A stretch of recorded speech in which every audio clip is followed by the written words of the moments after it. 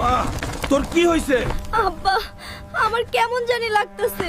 হাঁসের ডিম আর মাশরুম খায়া মাথা ঘুরতেছে। কে দিছিলি এই হাঁসের ডিম আর মাশরুম? আমার মাইয়ার এই অবস্থা যে করছে তারে আমি মাটির তলে পুইতা ফেলমু। বাবা গো, জঙ্গল থেকে এক মাশরুম বুড়া আইসা দিয়া গেছিল। কোন দিকে গেছে? আজকে তার হাড্ডি মাংস আলাদা করমু। ওই মাশরুম বুড়া, সামনে আয়। আমার মাইয়ারে বিষ খাওয়াইছস, আজকে তোর মাশরুম ভর্তা বানামু।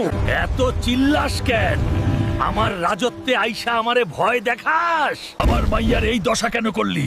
তাড়াতাড়ি সুস্থ করার মন্ত্র বল। আমার মাশরুম খাইলে সবাই হাঁসের মতো খুব সুন্দর হয়। সুন্দর? তোর সুন্দরের গুষ্টি কিলাই। জলদি ভালো করার মন্ত্র ক, নাইলে তোর 12টা বাজামু। আর মারিস না। এই নে নীল মাশরুম, এইটা ছোঁয়াইলেই তোর মাইয়া ভালো হবে। কেমন লাগলো?